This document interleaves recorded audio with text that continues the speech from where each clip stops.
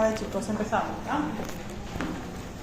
Hay un tema que quedó pendiente de la clase anterior, que es el laboratorio en las enfermedades reumáticas. ¿Ya? Este tema lo vamos a tratar hoy día y entraría en el próximo examen, en el examen final, junto con las exposiciones de líquidos corporales. ¿Ya? Hacemos la clase y luego responde el grupo que sigue, que es estudios de semen, si no me equivoco para hoy día. Entonces, hoy vamos a hablar acerca de los exámenes de laboratorio que vamos a solicitarle a nuestros pacientes, en los cuales estamos sospechando de alguna enfermedad reumática o autoinmune. Por ejemplo, ¿qué enfermedades autoinmunes conocen ustedes o hayan estudiado? La artrosis. ¿La artrosis es autoinmune? La artritis. ¿Cómo se llama esa artritis que es autoinmune? ¿Qué otra enfermedad conocen? El lupus eritematoso sistémico, muy bien. ¿Otra que conozcan? La púrpura trombocitopénica autoinmune también es autoinmune, pero no es reumática. Cuando yo digo reumática, es aquella enfermedad autoinmune que comprende o que compromete articulaciones. ¿Ya? Entonces la púrpura, si bien es cierto, es autoinmune, pero es hematológica. ¿Ok? Entonces estábamos bien con la artritis reumatoide, el lupus eritematoso sistémico. ¿Otra? ¿Unita más? Autoinmune sistémica reumática. Gota. Bien. Gota. Bien.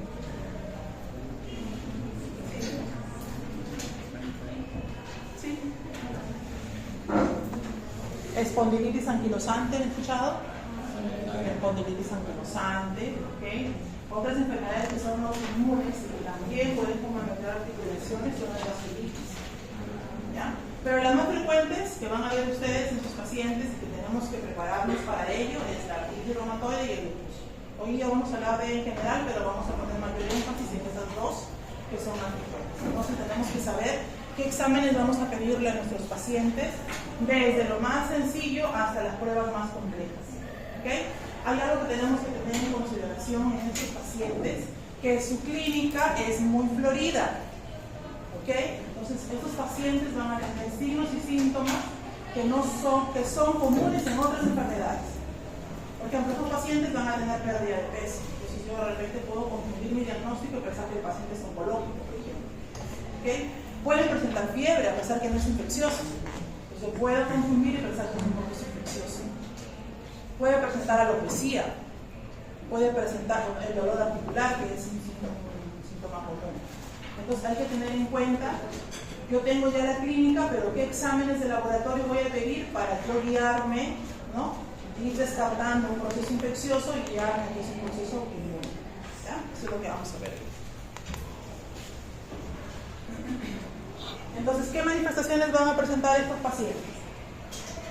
Pueden consultarnos por diferentes manifestaciones, ¿no? Uno muy frecuente es el dolor articular, pero el paciente puede tener fiebre, el paciente puede tener pérdida de cabello, puede tener adenopatías, puede tener úlceras orales, puede tener pérdida de peso, pérdida de fuerza muscular, etc. Y el laboratorio también es muy florido. En el laboratorio podemos encontrar todo esto. Va a haber alteraciones hematológicas. Vamos a encontrar alteraciones en el hemograma, vamos a encontrar alteraciones bioquímicas también, ¿okay? Porque vamos a tener presencia de reactantes de fase aguda. Vamos a tener también vamos a pedirle pruebas inmunológicas que también van a estar alteradas. Pero, como es una enfermedad sistémica, también vamos a encontrar función renal deteriorada, podemos encontrar función hepática deteriorada, porque son enfermedades sistémicas, autoinmunes sistémicas reumáticas. Cuando el paciente consulta por dolor articular, o sea, que el paciente tiene artritis, ¿okay? Nosotros tenemos que preguntarle al paciente qué tiempo tiene con el dolor articular y también tenemos que preguntarle las características del dolor. Entonces, ya desde la clínica nosotros nos vamos a ir guiando a un proceso infeccioso o a un proceso autoinmune, o a un proceso agudo o a un proceso crónico. Entonces, el paciente consulta por dolor articular. ¿Qué le voy a preguntar? El tiempo. El tiempo, si es menor a 6 semanas o mayor a 6 semanas. Generalmente, cuando es menor de 6 semanas, hablamos de un proceso agudo. En el caso de que sea menor a 6 semanas y que sea autolimitada, este tiempo corto de la enfermedad, ¿qué va a estar primero en orden de frecuencia? Los procesos infecciosos. Puede ser una artritis viral, puede ser bacteriana, presencia de cristales, como dijo su compañero, la gota, ¿cierto? O puede ser una artritis reactiva, es decir, que el proceso infeccioso esté lejos de la articulación, pero el paciente presenta una artritis secundaria. ¿Ok? Si es intermitente, es decir, que tiene periodos de remisión y periodos de exacerbación, podemos encontrar ya aquí algunas enfermedades autoinmunes, como por ejemplo la enfermedad de BC, ¿no? O policondritis recidivante, etc. Y si el paciente nos manifiesta que su artritis es crónica, o sea, mayor a 6 semanas, tenemos que preguntar, ¿está comprometida una sola articulación o están comprometidas varias articulaciones? ¿Es una monooligoartritis o es una poliartritis? Generalmente las enfermedades autoinmunes son de una sola articulación o afecta varias articulaciones. Varias, poliartritis. ¿Ya? Dentro de las poliartritis tenemos lo que ustedes me han dicho: la artritis reumatoide, el lupus eritematoso sistémico, el síndrome de Sjögren, etc. Cuando es una mono o oligoarticular, tenemos por ejemplo la artritis psoriásica, artritis enteropática, las vasculitis, etc. Pues todas estas son enfermedades autoinmunes. Y desde la clínica ya podemos irlas catalogando, ¿ya? Entonces, el paciente va a requerir dolor articular. Muchas veces el dolor articular que el paciente va a presentar va a estar acompañado también de signos, por ejemplo, de aumento del volumen de la articulación, va a haber eritema, va a haber calor en la articulación. Entonces, como es una artritis, la inflamación de la articulación, muchas veces nosotros vamos a tener que estudiar el líquido articular, porque muchas veces vamos a tener que descartar que sea una artritis séptica, ¿cierto? Entonces vamos a ver cuáles son las características de este líquido articular. ¿Qué es el líquido articular? El líquido articular es un ultrafiltrado del plasma. ¿Cuál es la membrana que lo va a filtrar? La membrana sinovial. ¿Qué vamos a encontrar en el líquido articular? Vamos a encontrar células. Entonces, para yo observar el líquido articular tengo que hacer una artrocentesis. Lo hace un personal capacitado que va a tomar una muestra de ese líquido articular y lo vamos a estudiar en el laboratorio. ¿Qué estudios voy a hacer? Puedo hacer un estudio microscópico. Este líquido articular yo lo puedo teñir. Acá está teñido, ¿cierto? Y puedo observar las células. ¿Qué células encuentro en el líquido articular? Los sinoviocitos. Estos sinoviocitos son estas dos células que están aquí en el centro. Se parecen mucho a las células plasmáticas, ¿no? Si se acuerdan de la parte de hematología.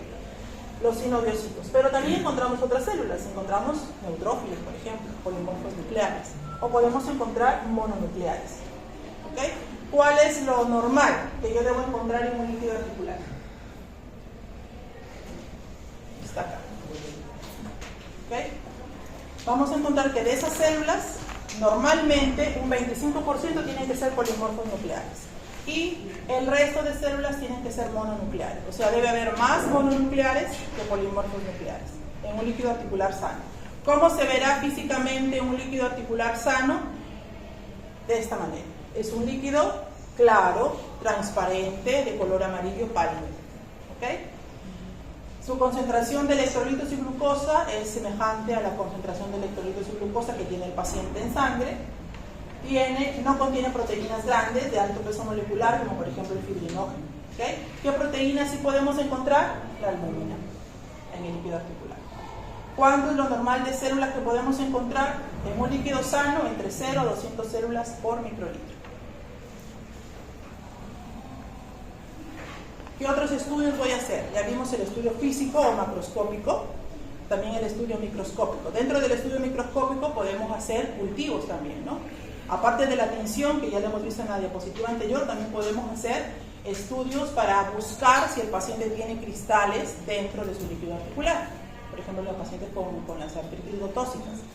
En esos casos ya voy a utilizar otros estudios, como es utilizando un microscopio de luz polarizada. ¿Qué otros estudios también? Si yo sospecho que es un líquido séptico o infeccioso, voy a hacer cultivos, coloración Gram y cultivos microbiológicos en el líquido articular. ¿Ya? Todo ello podemos hacer en el líquido sinovial o articular. Entonces, este cuadrito está en su libro de líquidos y fluidos corporales, que está también en su sílabo. Lo pueden descargar de books médicos, sobre todo para los que tienen temas de exposición de líquidos corporales. Ya está allí en el sílabo de la literatura, o si no me la piden, lo pueden descargar y ahí van a encontrar todo lo que son valores normales de líquidos y fluidos corporales. ¿Ya? En el caso del líquido articular, el volumen es entre 0.1 a 3.5 mililitros, un líquido sano. El color, ya lo vimos, es color amarillo pálido, es claro, tiene que ser transparente. En el caso de la viscosidad, es viscoso, forma, si nosotros cogemos el líquido articular, va a formar como como si fuera un moco cervical, más o menos, parecido, que vamos a encontrar también que no debe formar coágulos,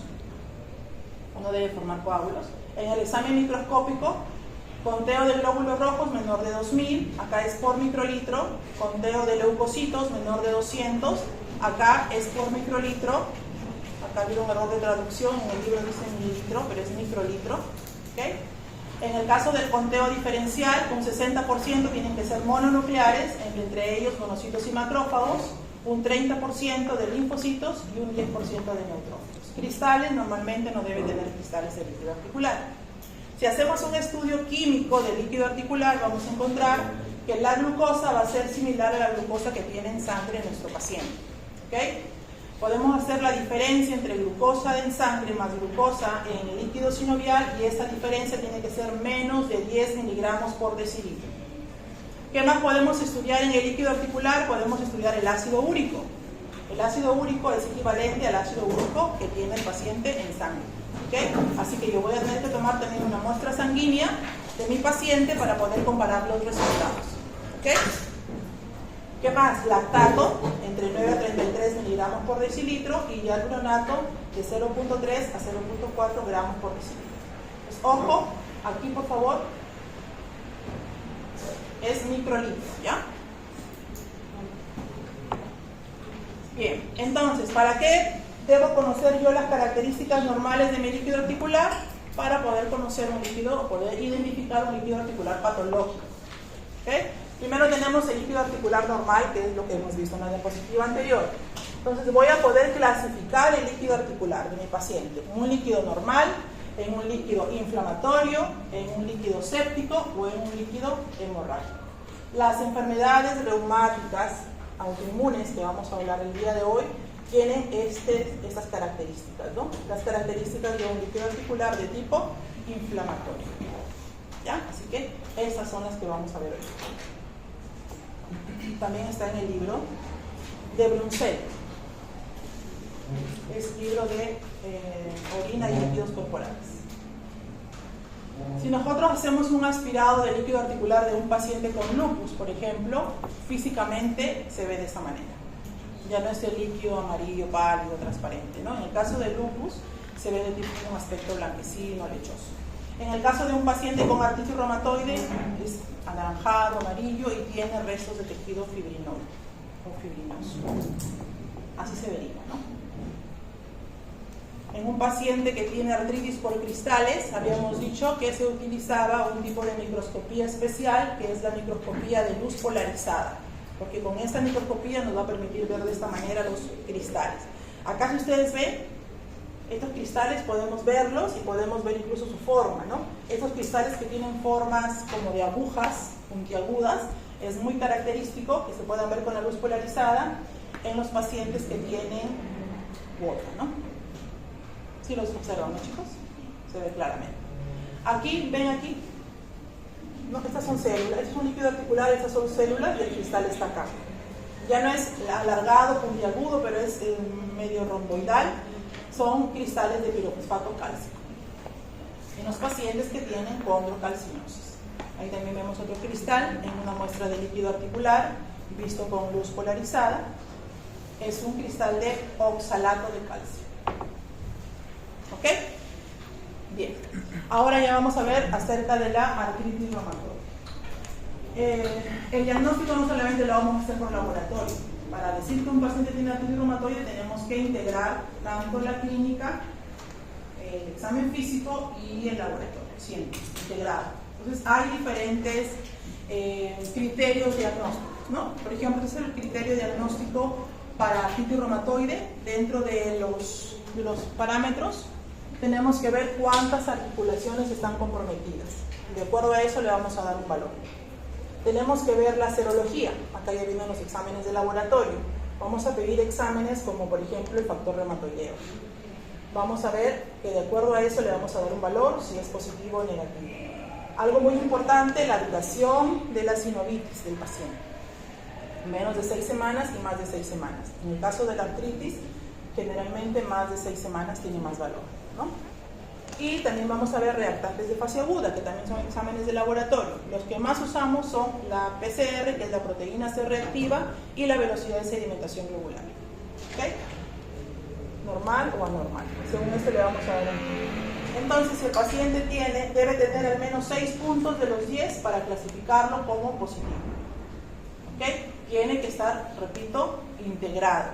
No solamente voy a dar el diagnóstico con un examen de laboratorio. Por ejemplo, si el paciente tiene positividad para factor reumatoideo, no significa que tiene artritis reumatoide. ¿Ok? Tengo que ver todo lo demás. ¿Ah? Ya vamos a ver por qué. Entonces, ¿qué le debo pedir primero al paciente? El paciente llega a consulta, que tiene dolor articular mayor a 6 semanas, que tiene un curso, tiene periodos de remisión, periodos de exacerbación, hay tiempos que el paciente va a estar sin sintomatología, y que están comprometidas varias articulaciones. ¿Qué piensan primero ustedes? Es una artritis, ¿no? Y por lo que me cuenta el paciente, general, no pareciera infecciosa, sino pareciera más bien inflamatoria. Entonces, es inflamatoria y tengo que ver también si es autoinmune. Entonces, ¿qué es lo primero que le voy a pedir al paciente? Vamos a pedirle desde los exámenes más sencillos primero al paciente. Le pido un hemograma. ¿Qué espero encontrar en el hemograma si es que el paciente tiene de verdad una enfermedad reumática autoinmune sistémica? El hemograma va a tener alteraciones.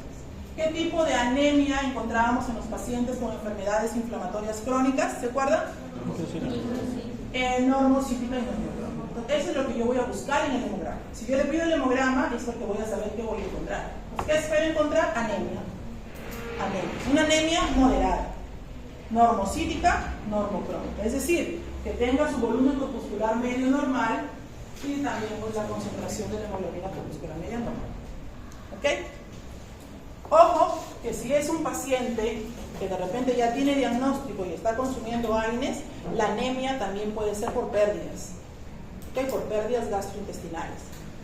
¿Ok? También, como es un proceso inflamatorio, voy a encontrar en los pacientes niveles elevados de ferritina plasmática. Ya vamos a ver después cuando veamos la clínica. Estos están en el Balcells por si acaso, ¿ya? Eso en cuanto a la serie roja, pero en la serie blanca, ¿qué voy a encontrar? Tengo que ver también en los leucocitos. En las enfermedades inflamatorias crónicas también va a haber alteración de los leucocitos.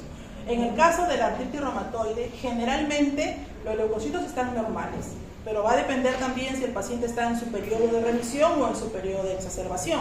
Si el paciente está en el periodo de exacerbación, con el dolor, con la impotencia funcional, entonces voy a encontrar leucocitosis. ¿Ok? Puedo encontrar leucocitos elevados. Hay un caso de artritis reumatoide que es una artritis reumatoide más agresiva que se llama síndrome de Felty. En ellos sí voy a encontrar con mayor frecuencia leucopenias. ¿Ok? ¿Qué más voy a encontrar en el hemograma? En cuanto a las plaquetas. Las plaquetas en estos pacientes pueden estar elevadas. ¿Pero por qué se elevan las plaquetas? Porque las plaquetas también se elevan en respuesta al proceso inflamatorio. ¿Ok? Puedo encontrar trombocitosis en el 30% de los pacientes. ¿Okay? Y en el síndrome de Felty, que les había dicho que es una forma agresiva de la artritis reumatoide, voy a encontrar más bien plaquetas bajas, trombocitopenia. ¿Okay? ¿Qué otros exámenes le pido? Ya tengo el hemograma. ¿Qué más le debo pedir a este paciente? Si yo sospecho que es una enfermedad inflamatoria, debo pedir reactantes de fase aguda. ¿Cuáles son los reactantes de fase aguda? Uno de ellos es la proteína C reactiva. Ah, claro. ¿Por qué? Porque la proteína C reactiva es una proteína que es liberada por el hígado en respuesta también a un proceso inflamatorio. Pero eso ya es un examen bioquímico, por lo tanto aquí voy a necesitar suero del paciente, ¿no es cierto? A diferencia del hemograma. Entonces la proteína C reactiva es una proteína que está elevada no solamente en la artritis reumatoide, es muy inespecífica.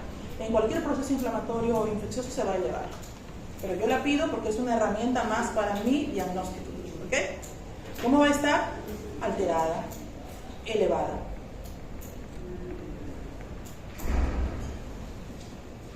Debajo de cada diapositiva están las referencias, ¿ya? Entonces la proteína C reactiva está elevada en muchas condiciones, e incluso en ausencia de enfermedad. Si el paciente ha realizado ejercicio físico intenso, está elevada. Si durante la gestación también va a estar elevada, depresión, convulsiones, obesidad. ¿Ok? Es por esto que los pacientes obesos y los pacientes diabéticos tienen un estado inflamatorio generalizado. En ellos, la proteína C reactiva está alta. ¿Ya? Va a estar también moderadamente alta en el caso de infarto, de neoplasias, de pancreatitis. Y elevación marcada en los procesos infecciosos. ¿Dónde estamos nosotros? Acá. Se va a elevar, pero moderadamente. En las infecciones se eleva mucho más. ¿Ya? Es decir, no es patognomónico de la artritis reumatoide. No porque tenga PCR alta de artritis, ¿no es cierto? Se eleva en enfermedades reumáticas, como la artritis reumatoide, y también en enfermedades no reumáticas. ¿Qué más le pido a este paciente? Tengo que pedirle velocidad de sedimentación globular. ¿Qué es la velocidad de sedimentación globular? Su nombre lo dice. Voy a evaluar la velocidad con la cual los glóbulos rojos de mi paciente van a sedimentar. ¿Qué muestra necesito? ¿Qué muestra es? Sangre total. Sangre total. Es una prueba sencilla, barata, rápida, ¿no? Muy fácil de hacer. Entonces, ¿qué necesitamos? Necesitamos sangre. Voy a tomar al paciente un tubito de sangre con un anticoagulante, con EDTA, y voy a necesitar estos tubitos, que pueden ser de vidrio o pueden ser de plástico. Nosotros, por ejemplo, trabajamos con estos tubos de vidrio, que son los tubos de Winthrop. Los vamos a poner de esta manera, vertical, y vamos a esperar 1 hora. Vamos a medir en 1 hora cuánto sedimentan los glóbulos rojos. Como estos tubitos están milimetrados, voy a poder hacer la lectura. Acá también están sobre una base milimetrada. A ver, cada tubo es un paciente. Paciente 1, paciente 2, paciente 3, paciente 4, 5, 6. Y estos son los milímetros. O sea, ya pasó la hora y yo voy a leer cuánto ha sedimentado en 1 hora. Por ejemplo, acá ha sedimentado 70 milímetros por hora. Acá ha sedimentado 20. Acá 80. Acá 0. Acá casi 10. Ahí 5. ¿Sí? ¿Se ve? A ver. ¿Cuál es el que tendrá la velocidad de sedimentación globular anormal? ¿Cuál es el que está más elevado? 7. ¿Qué paciente? 7. El 7. El 7 no ha sedimentado nada. Ve. ¿Cómo me doy cuenta que ha sedimentado? Porque el plasma va quedando para arriba y los glóbulos rojos van quedando para abajo. ¿Cuál es el que está peor en todo caso? El 6. Pero hay otro. Hay otro. Ya es el 8. Esa es la velocidad de sedimentación globular. ¿Ya, chicos? Es así como siempre. Y eso es lo que se hace en el laboratorio. Entonces ya cuando tengan ustedes el resultado ya van a saber cómo lo han hecho. ¿Cuál es lo normal? De 0 a 15 es lo normal. De 0 a 15 milímetros por hora. ¿Ok? En el caso de los hombres. Y en las mujeres un poquito más, puede ser de 0 a 20 milímetros por hora. ¿Ya? Hay que tener en cuenta que la velocidad se eleva 48 horas luego de iniciarse el proceso inflamatorio, pero para normalizarse demora mucho más. 10 días aproximadamente después de haber terminado el proceso inflamatorio. Entonces nos puede servir también como para ir haciendo un seguimiento de nuestro paciente, ¿no? Va a estar aumentado con la edad, o sea, en pacientitos mayores, adultos mayores puede estar un poquito más acelerado, ¿no? Ahora, ¿por qué sedimentan los glóbulos rojos más en un paciente con enfermedad inflamatoria crónica? ¿Por qué pasa esto? ¿Qué pasó acá? ¿Qué está pasando para que en 1 hora sedimenten tanto? o se alimenten más rápido. Posiblemente si yo lo dejo 2 horas, bueno, esto va a ir bajando, ¿no? Pero el corte es en 1 hora. ¿Qué pasa en la inflamación? ¿Por qué los glóbulos rojos se sedimentan más? Ahí lo dice, ¿no? Por eso. Entonces, normalmente, ¿cómo están los glóbulos rojos en la sangre? ¿Así, pegaditos? ¿Se unen unos con otros? ¿Se juntan? No, ¿no es cierto? ¿Cómo están los glóbulos rojos? Están separados, guardan una distancia. ¿Y por qué guardan una distancia? ¿Por qué no se pegan? Cuando están sanos no se pegan, no se juntan. ¿Por qué no están pegaditos? ¿Qué hace que se repelan? Tienen un potencial Z se llama. Entonces cuando hay un proceso inflamatorio, eso se pierde. Y es por eso que si yo le hago una lámina, un frotis de lámina periférica a este paciente, ¿cómo voy a ver los glóbulos rojos? ¿Cómo se llama ese fenómeno? Fenómeno de Rodeados. Ya lo vimos en la unidad anterior, ¿cierto? Ahí está, muy bien. Ahora, la velocidad de sedimentación globular no es patognomónico del artritis reumatoide, es decir, no solamente va a alterarse en los pacientes con artritis reumatoide, igual que la PCR, también se va a alterar en otras enfermedades, ¿ya? Acá está. Puede aumentar en el embarazo, en las mujeres, la anemia, cuando disminuye, obesos siempre también, obesos, tanto PCR como BCG altos, y algunos medicamentos. No es patognomónico, pero yo lo pido porque estoy buscando herramientas para llegar a mi diagnóstico. Acuérdense del cuadro de los criterios diagnósticos del artritis reumatoide, ¿cierto? Entonces, ¿qué nos dice este libro, este autor? Tanto la PCR como la BCG tienen un valor como indicador de mal pronóstico. Es decir, si el paciente tiene artritis reumatoide y tiene PCR y BCG altos, el pronóstico es malo. Quiere decir que esa artritis es agresiva, tiene un curso más agresivo. ¿Okay? No me hace el diagnóstico, pero sí me sirve para pronóstico. ¿Okay? Al igual que la BCG y la PCR también predicen progresión radiográfica. Quiere decir que ese paciente va a tener una progresión radiográfica, ¿no? Una mayor destrucción de sus articulaciones. ¿Okay? Sin embargo, la progresión del daño articular se puede presentar a pesar de que estos valores disminuyen. Eso es lo que se ha encontrado en los estudios. ¿Ya? Listo, ahora ¿qué más le pido? Ya estamos con el hemograma, con los exámenes bioquímicos, ahora vamos ya con los estudios inmunológicos. Si yo sospecho que es artritis reumatoide, tengo que pedir el factor reumatoide. El factor reumatoide. ¿Qué es el factor reumatoide? Es una inmunoglobulina. Es decir, el paciente tiene una inmunoglobulina que está atacando a sus demás inmunoglobulinas. Entonces es un autoanticuerpo. El factor reumatoide es un autoanticuerpo. ¿Okay? Puede ser una inmunoglobulina de tipo IgM, de tipo IgG, puede ser de tipo IgA o puede ser de tipo IgE. ¿A dónde va a atacar? Va a atacar a un fragmento que es la fracción Fc, que es la fracción constante de la inmunoglobulina G. O sea, sus inmunoglobulinas están atacando a su propia inmunoglobulina G. ¿Okay? Es un autoanticuerpo. Entonces, igual, el factor reumatoide también nos indica un peor pronóstico. ¿Qué es lo que evaluamos en el laboratorio? Generalmente lo que se analiza en el laboratorio es el factor reumatoide de tipo IgM. Y nos indica también un curso clínico más agresivo y destructivo de la enfermedad. ¿En qué caso se altera el factor reumatoide? No solamente en las enfermedades reumáticas, hay otras enfermedades que también cursan con factor reumatoide. Incluso personas sanas pueden tener factor reumatoide. Así que mucho cuidado, a veces puede ir el paciente con su resultado ya de factor reumatoideo y mire doctor, tengo mi resultado positivo de factor reumatoideo.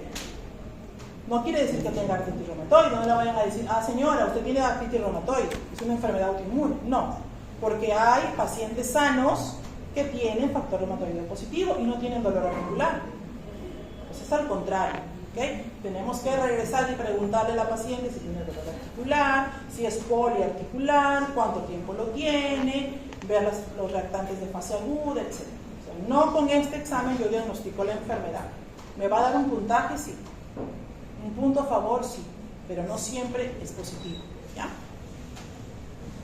Y eso es lo que dice su libro, ¿no? El los factores reumatoides no son específicos de la artritis reumatoide y pueden encontrarse en otras enfermedades, incluso personas sanas. Su frecuencia aumenta con la edad.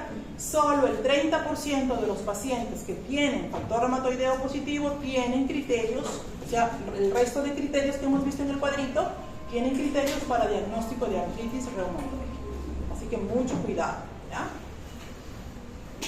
¿Qué más le pedimos? Hay un anticuerpo, un autoanticuerpo, que si bien es cierto no lo utilizamos tan frecuentemente como el factor reumatoideo porque es más caro, que es el anti-CCP, el antipéptido citrullinado cíclico. Yo, por ejemplo, en el hospital no lo tengo, porque es más caro, pero qué bueno lo tuviera porque es mucho más sensible y mucho más específico que el factor reumatoide. Y si le puedo pedir los dos, en buena hora. ¿Okay? Entonces aquí tenemos otro criterio más, que es el autoanticuerpo antipéptido citrulinado cíclico.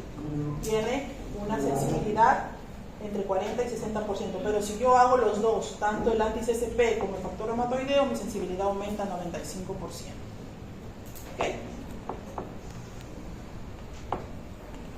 Generalmente el paciente con artritis reumatoide va a presentar esta característica fluctuante, ¿no? Lo que habíamos dicho al inicio, periodos de exacerbación y periodos de remisión.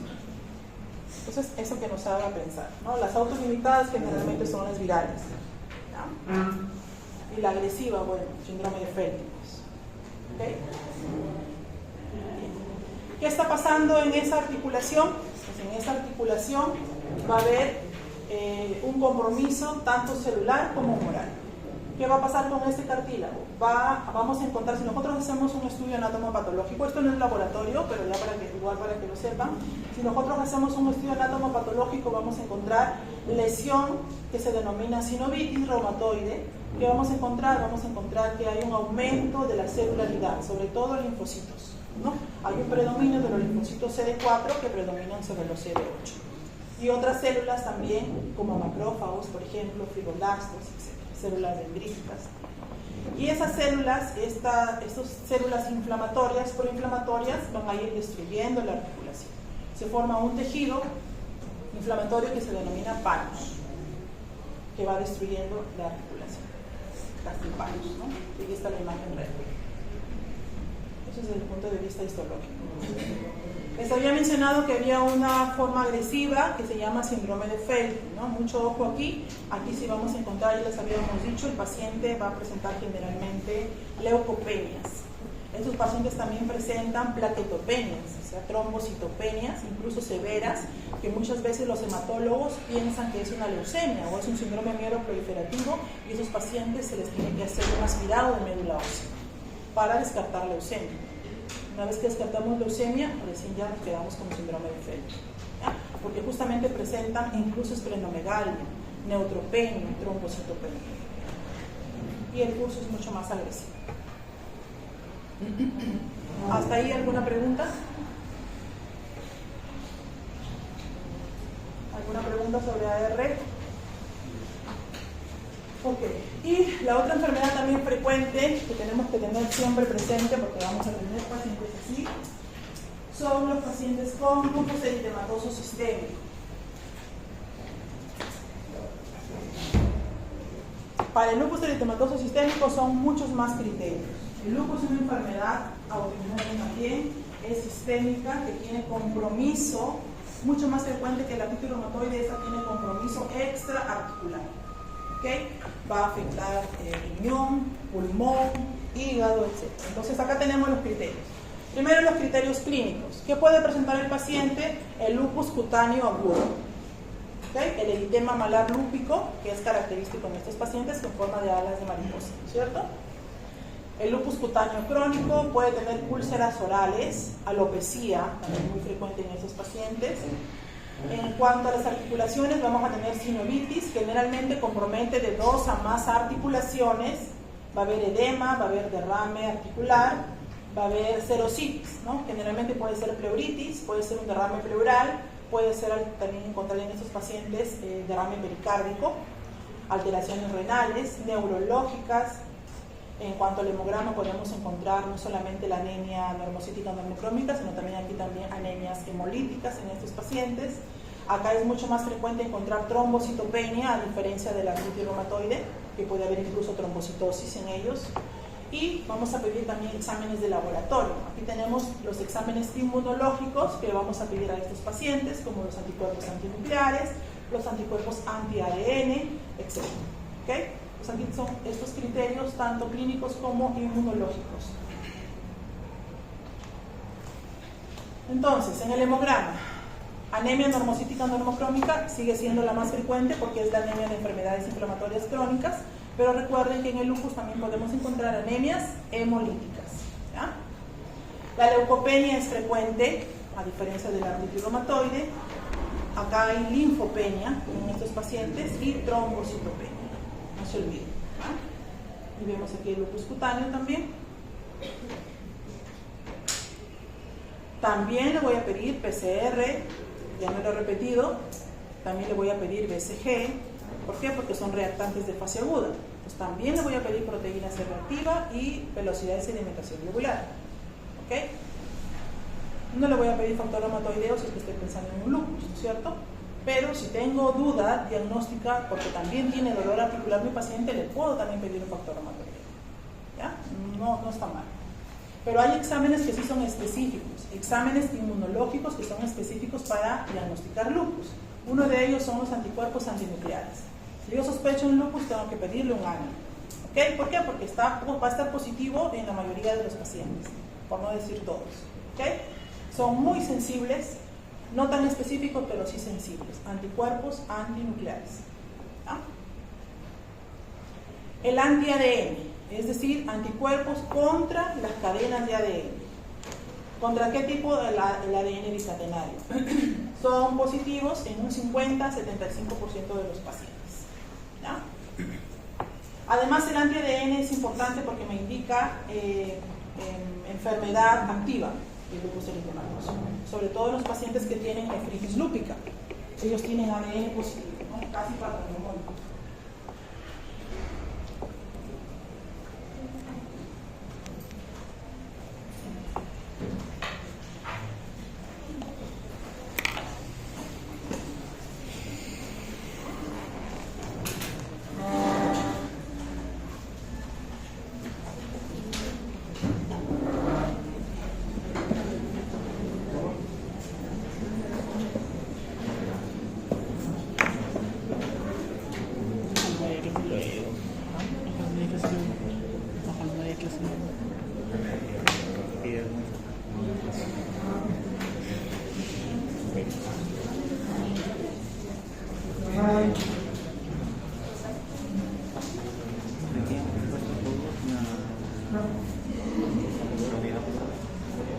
¿Sí?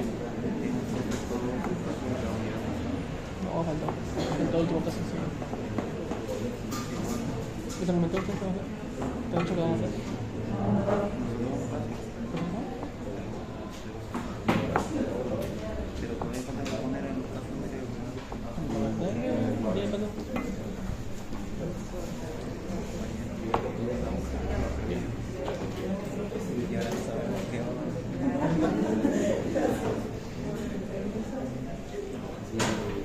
Entonces ya tenemos dos anticuerpos, autoanticuerpos, el ANA y el anti-ADN, ¿cierto?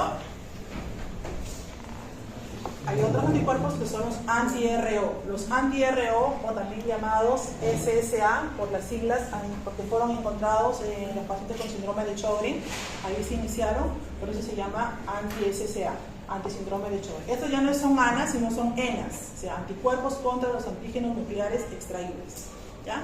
Son ENAs que también están positivos, no son específicos de lupus, también van a estar positivos en los pacientes con síndrome de Sjögren y en los pacientes con lupus, sobre todo los que son ANA negativos, que es poquísimo, ¿no? ¿Qué más? Los anti-SMIT también, le vamos a pedir al paciente los anti-SMIT, son también ENAs, que también van a estar positivos en el paciente con lupus. Ahora, ¿cómo son los ANA? Vamos a explicar un poquito de los ANA, cómo es que en el laboratorio detectamos los anticuerpos antinucleares. Lo podemos hacer por microscopía de fluorescencia, ¿no? Inmunofluorescencia se llama la prueba. No es la única metodología, pero para que tengan una idea. Ustedes lo que están viendo allí son células. O sea, estas son células procedentes de algún tumor, son células ya tratadas, que el mismo proveedor, la misma casa comercial nos da unas láminas ya con estas células impregnadas. ¿Okay? Pues estas células nosotros las vamos a incubar con el suero del paciente, donde se supone que están los autoanticuerpos. ¿Okay? Y al haber positividad o al haber reacción antígeno-anticuerpo, al observarlas al microscopio de fluorescencia se va a ver esta fluorescencia. O sea, el color verde manzana que ven en el centro es la fluorescencia positiva. ¿Sí? Por ejemplo acá, la fluorescencia positiva está ¿a dónde? ¿En qué parte de la célula? En el centro. Este patrón se llama patrón nucleolar. Entonces, ¿yo cómo identifico acá? ¿Cómo lo interpreto acá? A ANA positivo, porque sí ha habido fluorescencia. ¿Qué patrón? Patrón nucleolar. ¿Y por qué me interesa saber el patrón? Porque cada patrón ya se ha visto que está relacionado con algún tipo de enfermedad. Por ejemplo, si yo veo esto, patrón nucleolar, entonces tengo que pensar en esclerodermia o polimiositis. ¿Ok?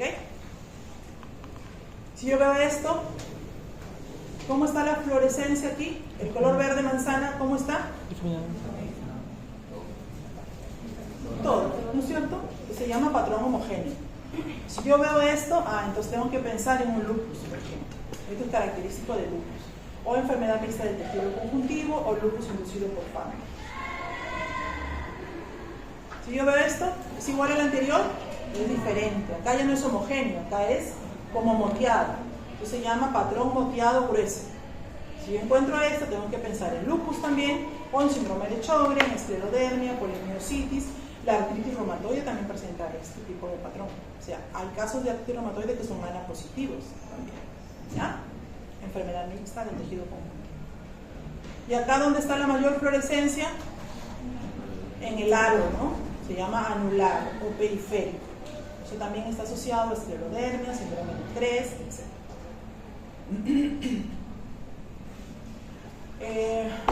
Si nosotros hacemos un frotis de lámina periférica a un paciente con lupus, podemos encontrar esto. Podemos encontrar lo que se llama fenómeno de lupus eritematoso. ¿Qué están viendo acá? ¿Qué les parece esta célula de ustedes?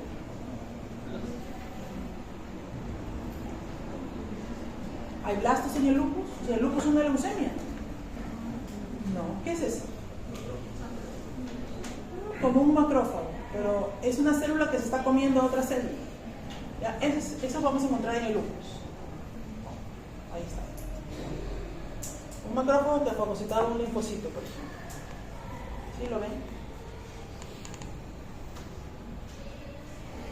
Aquí, por ejemplo, también, ¿no? Miren cómo se ve. Fenómeno de lupus o célula de lupus, se llama así. Aquí también es una célula que ha fagocitado el material nuclear de otra célula. Y eso lo vamos a encontrar en los pacientes con lupus. También se observan estas formaciones que se llaman rosetas, porque tienen ese aspecto, ¿no? Hay fragmentos de otras células que se pegan unas con otras y da ese aspecto, ¿no? Por eso se llama rosetas. También un frotis de lámina periférica. Entonces nos puede ayudar para el diagnóstico. Esto ya no es lámina periférica, es un corte, ¿no?, histológico de un paciente del riñón, de un paciente con lupus, ¿no?, en el caso de la nefritis lúpica, para que vean las lesiones necrotizantes que se pueden encontrar en el riñón, ¿no? Paciente con nefritis lúpica. Seguro lo han visto en patología ustedes. Y también. Bien, aquí les dejo ya esto para que lo lean ustedes, cómo es que hacemos, por ejemplo, el factor reumatoideo en el laboratorio. El factor reumatoideo se puede hacer de manera manual o también se puede hacer de manera automatizada, ¿no? Entonces es muy sencillo de hacerlo. Tenemos los reactivos, el suero del paciente, incubamos y observamos si hay aglutinación. ¿Okay? Y si hay aglutinación podemos hacer diluciones, ¿no? Pero también se puede hacer automatizado y dar un resultado cuantitativo, ¿ya? Entonces ahí está la explicación, el paso a paso de cómo hacemos el factor reumatoideo en el laboratorio. Y nada, algunas enfermedades autoinmunes con sus respectivos autoanticuerpos. ¿Chicos? Bien, este tema entra para este último examen, ¿ya? Ya no entró en el examen anterior. Y está colgado en el aula.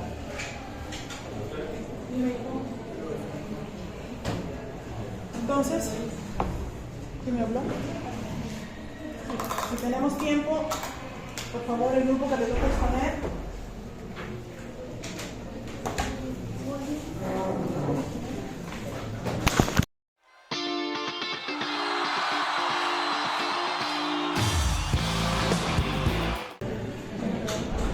Buenas tardes, compañeros. Buenas tardes, doctora. Vamos a exponer el análisis de semen según la OMS. Para empezar, vamos a hablar un poco de las generalidades sobre lo que es la espermatogénesis. Este va a ser un proceso cuya función principal va a ser la producción de los espermatozoides, ya que estos van a ser los gametos masculinos. Se van a dar por tres fases que vamos a hablar luego. Se va a realizar en el interior de los testículos, exactamente en los túbulos seminíferos, pero estos tienen que pasar por un proceso de maduración que se va a dar en el epidídimo, esto va a ser sobre todo en la meiosis. La primera fase es la fase espermatogónica o proliferativa, donde a partir de una célula madre germinal se van a formar dos células más, una de tipo A y una de tipo B, que van a dar lugar luego a las espermatogonias, ¿no? La espermatogonia de tipo A va a seguir replicándose y va a dar nuevamente, otra vez, va a dar la espermatogonia tipo A y tipo B. En cambio, en la tipo B va a dar lugar a lo que sería un espermatocito primario, lo que va a llevar luego, en una fase más avanzada, la tercera fase, que es la espermiogénesis, lo que serían los espermatozoides maduros. Esta es la fase más importante, es la fase meiótica o espermatocitogénesis, que aquí se va a iniciar la meiosis, ya que desde la espermatogonia se van a formar los espermatocitos primarios. De este se van a formar dos espermatocitos secundarios. Hablando de la meiosis 1, cada espermatocito va a ser haploide, y luego ya en la meiosis tipo 2, de cada espermatocito secundario que acabo de mencionar se van a producir dos espermátidos, ¿no? En cada uno. De lo cual se van a formar los espermatocitos primarios, que estos van a ser diploides para obtener finalmente 4 espermátidos haploides, con la mitad de la cantidad genética. La última fase es la espermiogénesis, que es la maduración final de los espermátidos para dar lugar a los espermatozoides maduros. Como podemos ver aquí, va a tener algunas hormonas para regularlas, como la testosterona, la luteinizante, la folículo estimulante y la inhibina. En esta fase de la espermiogénesis, el cuerpo del espermatozoide su cola va a aumentar de tamaño, lo que va a dar lugar a un flagelo que va a permitir su desplazamiento y su desarrollo. La cabeza del espermatozoide disminuye y va a adquirir una forma puntiaguda que se va a caracterizar por la reducción del citoplasma y el alargamiento del núcleo, y posterior a la formación de la fase de la acrosoma, ¿no? Finalmente, los espermatozoides se van a liberar al tubo seminífero y van a tener en el camino una capacitación para poder fecundar el óvulo.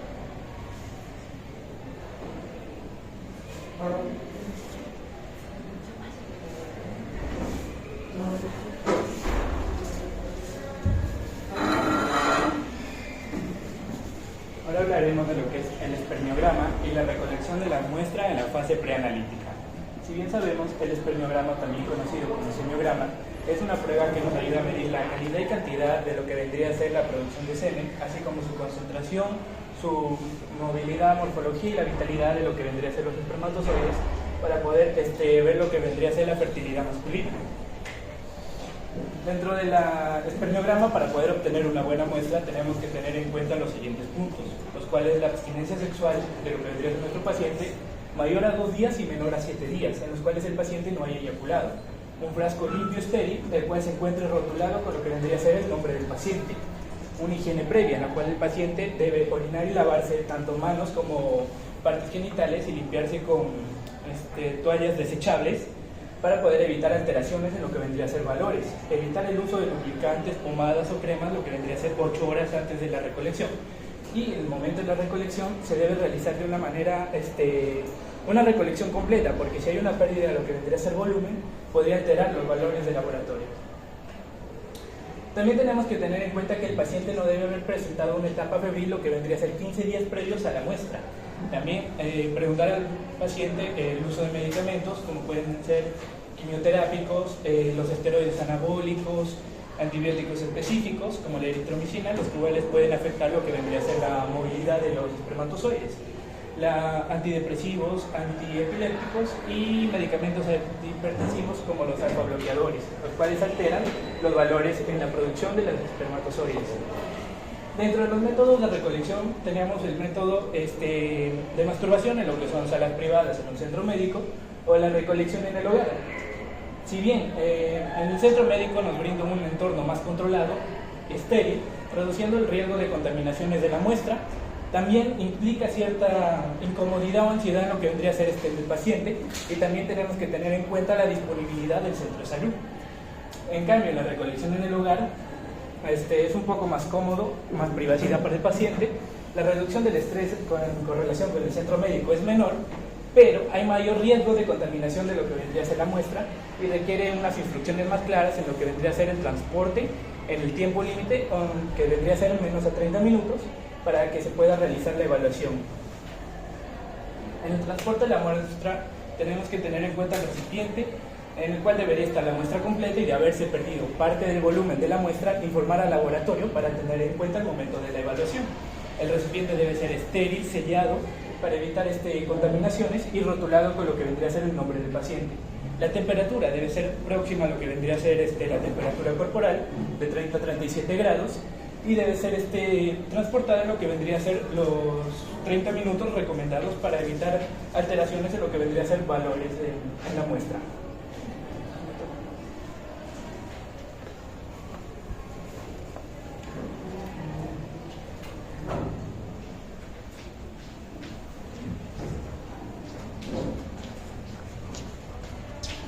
Bueno, en este caso vamos a hablar lo que es la manipulación de la muestra en la etapa analítica, pero vamos a ver lo que es el examen macroscópico, ¿no? En este caso se va a ver lo que es la muestra del semen. En este caso la muestra del semen puede tener agentes infecciosos, ¿no? Pueden ser como el VIH, la hepatitis, la herpes, gonorrea, entre otras infecciones, ¿no? Mayormente en el examen macroscópico debe ser de hecho después de la liquefacción, y lo cual se puede realizar siempre durante 30 minutos, pero no puede pasar lo que es una hora. En este caso de la liquefacción, lo que se va a hacer es, después de la eyaculación, ¿no?, de la muestra, suele ser una masa gelatinosa y coagulativa, ¿no?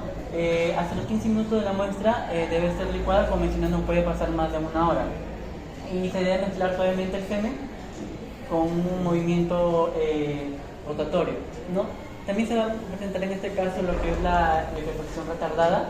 En algunos casos las muestras no licúan a la hora, por lo tanto en casos como en este se realiza una mezcla mecánica, ¿no?, o puede ser también por digestión enzimática. Y la viscosidad, en este caso en la viscosidad en el semen va a presentar lo que son hilos, ¿no?, por una viscosidad aumentada, lo cual se rompe para que no interfiera en el estudio, ¿no? Y se dice que cuando el semen es muy viscoso puede indicar lo que son problemas de próstata. En el caso del color, el semen suele ser un color gris amarillento. Si va a haber unas alteraciones, en este caso puede ser que sea amarillento y puede ser presencia de pus, ¿no? O va a conocer también como una piospermia, ¿no? También puede ser una muestra clara, o también puede ser la muestra con pardo rojizo. En este caso, cuando es pardo rojizo, vamos a ver lo que es una hemospermia, ¿no? Y también se va a presentar lo que son hilos. En el olor, mayormente, el líquido suele ser un olor como amoniacal, ¿no? Pero cuando tiene olor más fétido, como el putrido, es caso mayormente con una infección de prostatitis por el virus de E. coli, ¿no? El aspecto mayormente suele ser normal, puede ser heterogéneo o homogéneo, pero en este caso, cuando es translúcido, mayormente se puede relacionar con una baja concentración espermática, ¿no? Se ve un poco más transparente el semen. En el volumen, mayormente la cantidad de semen después de ser eyaculado se va a poner un frasco, ¿no?, una probeta, lo cual mayormente suele ser mayor de 2 mililitros, ¿no? En este caso, si vamos a ver alteraciones, vamos a ver lo que son la hipospermia, o también se puede ver lo que es la hiperespermia, ¿no?, o también se puede ver lo que es la esperma. Cuando el pH, mayormente el pH se mide de acuerdo después de una hora, ¿no?, de la eyaculación, y lo cual se va a distribuir en una bota en lo que son las tiras para medir lo que es el pH, ¿no? Y su rango puede ser de 6 a 10 o también puede ser de 4 a 8, ¿no? Luego, después de cabo de 30 segundos, en este caso debe ser uniforme y se compara, ¿no?, con la línea Y en este caso vamos a mostrar cuando el pH es menor a 7, en una muestra con azoospermia se debe sospechar mayormente de una obstrucción, ¿no?, de las vías circulatorias y o también una ausencia bilateral. En este caso pueden ser de los vasos diferentes.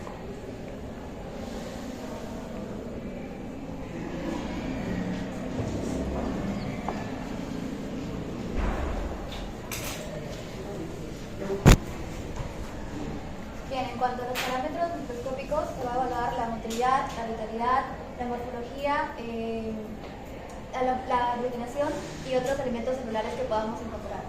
La motilidad somática es la capacidad que tiene el espermatozoide de moverse de manera progresiva, rápida y en línea recta. La determinación de la movilidad se va a dar después de la licuación, 30 minutos aproximadamente, y no una hora después, debido a que van a presentarse cambios en el pH, la temperatura y la deshidratación. Es recomendable un volumen de 10 microlitros sobre un cubreobjetos de 22 por 22 y bueno, se recomienda un desplazamiento homogéneo para evitar dificultades de observación. La temperatura ideal es de 37 grados Celsius y pretemperar los portas y los cubreobjetos. Bueno, se espera al menos el conteo de 200 espermatozoides por duplicado en otra alícuota de la muestra y bueno, solo se deben incluir los espermatozoides intactos. Bien, tipos de motilidad. Va a estar dada por tipo de motilidad A, B, tipo C y tipo D. La de tipo A o de grado 3, el espermatozoide se va a mover de manera progresiva, rápida, en forma lineal. Y la de tipo B, el espermatozoide se va a mover de forma progresiva pero lenta. La de tipo C no se va a observar ni desplazamiento y tampoco se va a observar, se va a observar que se va a mover sobre su misma posición y de manera lenta. La de tipo D se trata del grupo de espermatozoides que van a estar estáticos o inmóviles, ya sea que estén vivos o muertos.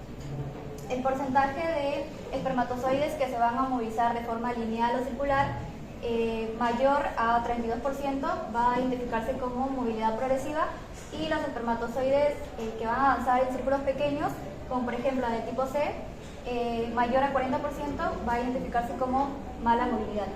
Tenemos dos alteraciones, la atenospermia y la hipercinesis. La atenospermia es cuando va a haber una dificultad de estos espermatozoides para movilizarse y la hipercinesis es cuando van a estar energéticos o con demasiada movilidad. Bien, el examen de la vitalidad tiene por objetivo determinar el número de espermatozoides vivos en una muestra de semen, independientemente de sean inmóviles, si son inmóviles. Existen dos pruebas, la tinción de eosina y la tinción hiposmótico. La tinción de eosina se van a observar los espermatozoides muertos, se van a observar de color violeta o morado debido a que han perdido han perdido su membrana. Es por eso que el colorante de eosina va a poder penetrar en esta membrana. En cambio, los espermatozoides vivos van a estar con la colorado de color, van a estar con una tinción blanca debido a que su membrana va a estar intacta. Y el test hiposmótico se va a agregar una solución hipotónica que va a sales, en donde los espermatozoides vivos van a estar hinchados debido a la respuesta de la membrana de mantener un equilibrio osmótico. Sin embargo, los espermatozoides muertos no van a presentar ningún cambio y su cola va a estar lisa y recta. En cuanto a su morfología, se va a determinar, es crucial para determinar si existe una alteración en cuanto a la morfología. Y bueno, se va a hacer uso de la hemoxicilina y la eosilina, analizando cada uno de estos espermatozoides. Se va a clasificar en buena morfología y una mala morfología. La buena morfología se va a observar una cabeza ovalada, lisa, sin irregularidades, núcleo fijo. El acrosoma va a ocupar del 40 al 70%, la cola recta y de color transparente. Y bueno, en la mala morfología se va a observar acrosoma dañado, vacuolas en el citoplasma.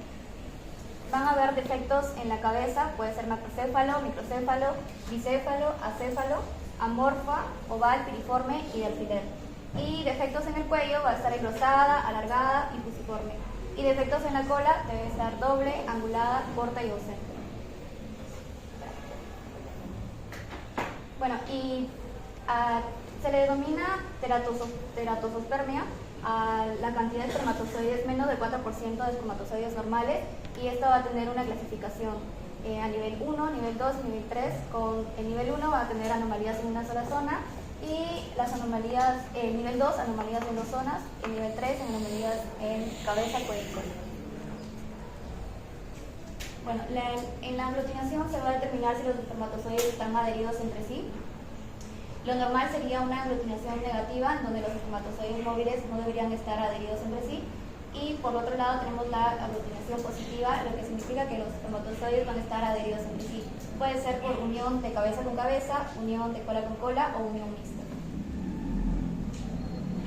Bueno, los grados de aglutinación, van a existir diferentes grados de aglutinación espermática según el número de espermatozoides adheridos. El grado 1 es mayor de 10 espermatozoides por aglutinación, el grado 2 de 10 a 50 espermatozoides por aglutinación, el grado 3 mayor a 50 espermatozoides por aglutinación, y el grado 4, que es el total de espermatozoides aglutinados, 100%. Y bueno, vamos a encontrar otros elementos celulares, como por ejemplo leucocitos, que se le llama piospermia. Se va a encontrar en infecciones urinarias, o prostatitis, o hematospermia, donde se va a encontrar por varicocele o prostatitis. También se van a poder observar bacterias en el caso de inflamaciones, infecciones, y en el caso de encontrarse una célula germinal inmadura se puede ver al anticuerpo al anticuerpo antiespermatozoide.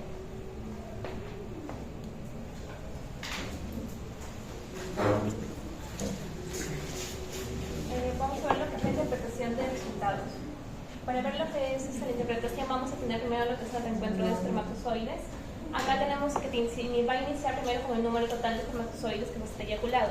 Este viene a ser lo que es el volumen testicular, pero en los tiempos de abstinencia que van a ser normales, incluido con la concentración espermática, que acá solo va a incluir lo que son espermatozoides completos. Acá vamos a tener el memosímetro de Neubauer, o la cámara Neubauer, y la cámara de Magler, que a diferencia de la Neubauer, a esta no va a requerir lo que es una dilución. Para el procedimiento vamos a tener primero que va a ser transferir. Esto va a ser de 10 a 15 picolitros de dilución hacia la cámara de Neubauer. Después esta va a dejarse alimentar entre lo que son 2 o 3 minutos, por último para realizar lo que es la evaluación. Esta va a ser de 10 a 15 minutos para que esta no pueda ser evaporizada, o sea, para prevenirlo. Después se va a hacer lo que es el recuento, que solamente va a ser por el número de cabezas de los espermatozoides. Y esto se debe almacenar en lo que es en 4 centígrados. Si se forman los cristales, acá tiene que ser con filtrar un papel que va a ser de 0.45. Para eso vamos a tener también lo que es la tabla de dilución. Acá según la OMS vamos a tener, si un espermatozoide por campo por 400 va a ser mayor de 101 y un espermatozoide por campo mayor de 200 va a ser mayor de 404, vamos a utilizar lo que es un diluyente de 950 microlitros con semen de 50 microlitros, o sea, la dilución requerida va a ser de 1 a 20. Para la cámara de Neubauer vamos a encontrar primero lo que es la metodología de reencuentro. Acá vamos a tener primero lo que es, una cámara va a tener lo que es 100 microlitros de profundidad con 9 rejillas, que va a ser de 100 nanolitros. Esta vamos a escoger lo que es la rejilla central, que acá va a ser una rejilla, va a tener 25 cuadrados. Y cada cuadrado va a tener 4 nanolitros cada uno. Y los pequeños va a tener, un cuadrado grande va a tener 16 cuadros pequeños de 200 picolitros. Acá para la metodología de reencuentro, primero mínimo se tiene que tener lo que son 200 espermatozoides. Si se obtiene un error, la muestra solamente va a ser de un 5% y la diferencia aceptable va a ser de 39 espermatozoides máximo entre ambos reencuentros. Cuando tenemos lo que son la rejilla, acá vamos a tener solo se cuenta si esta está en la línea inferior o hacia la línea izquierda de la cuadrícula que estamos contando. Acá para la concentración de espermatozoides vamos a tener que es el número promedio de espermatozoides por el factor de la convención apropiada. Acá vamos a tener lo que son círculos blancos y los círculos negros. Los círculos blancos van a ser los espermatozoides que se van a contar, y los círculos negros van a ser espermatozoides que no se cuentan. Acá este método se va a utilizar para no repetir 2 veces los mismos espermatozoides. Acá vamos a tener lo que son, si todos los resultados obtenidos de la espermilograma alcanzan un límite de referencia inferior que van a ser establecidos por la OMS de todos los parámetros seminales, esta vamos a tener que va a tener un semen normal, por lo que se llama un normosospermia. Quiere decir que va a ser normal en lo que es el varón va a tener una fertilización normal. En cambio, si va a haber una alteración en lo que es en los resultados, no alcanzan el límite de referencia inferior, entonces vamos a tener que va a tener un problema en lo que es la esterilidad. Acá vamos a tener diferentes, como por ejemplo las espermias, que acá no va a haber lo que son espermatozoides, vamos a tener la astenospermia, que acá no va a haber una buena movilidad, la teratospermia, donde va a haber una anomalía en lo que es su morfología, la oligospermia, donde va a haber una baja concentración, la necrospermia, donde va a haber mayor número de lo que son espermatozoides muertos, y la hipospermia, donde va a haber un bajo volumen.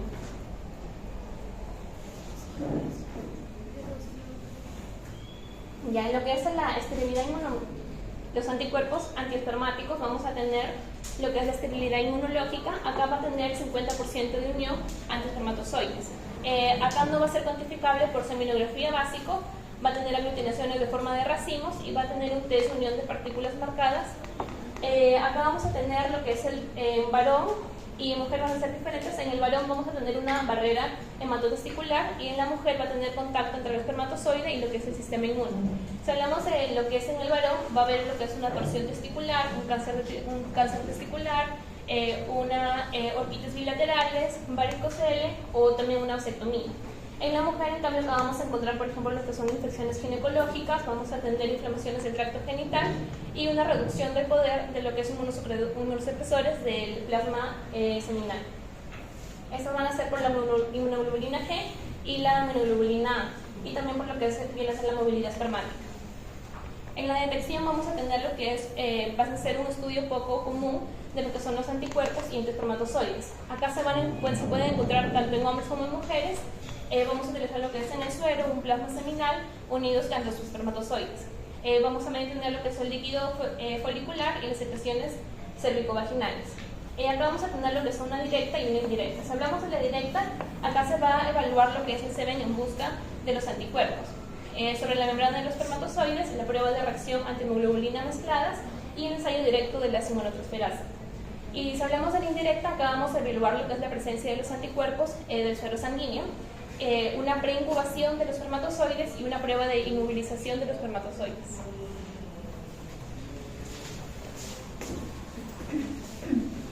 En cuanto a los dos tests, tenemos al test de Mark, que va a consistir en mezclar unas bolitas de látex, unas partículas de látex, unidos a anticuerpos específicos de los anticuerpos antiespermáticos que van a estar unidos a los espermatozoides. El resultado de esto, si es positivo, es que va a haber aglutinación, es decir, que todos los espermatozoides con las bolitas de látex se han juntado, ¿no? Si el test sale negativo, menos del 10% de espermatozoides están adheridos, si es dudoso del 10 al 50% y si es positivo más del 50%.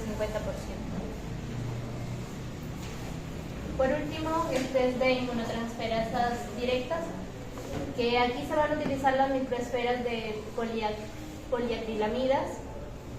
Van a ser moléculas de anti-inmunoglobulinas específicas fijadas por su región FC. Son inmunover, se unen a la inmunoglobulina de superficie, ¿no? La técnica va a ser anticuerpos antiespermáticos para saber vamos a ver exactamente lo que son las inmunoglobulinas G y las inmunoglobulinas A.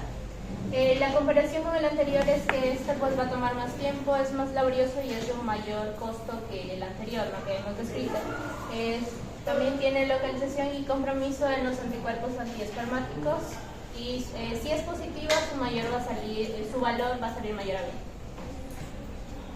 Como conclusiones, según la OMS, el recuento de los espermatozoides tiene como límite inferior normal un valor mayor o igual a 10 por 15 espermatozoides por eyaculado y se cuantifica mediante un hemocitómetro de Neubauer o la cámara de Neubauer o en la cámara Mackler, que no requiere dilución. Y los anticuerpos antiespermáticos se encuentran de un 8 a un 10% en los hombres Su presencia no tiene causa conocida o esclarecida, sin embargo es una causa principal de esterilidad en el varón. Gracias.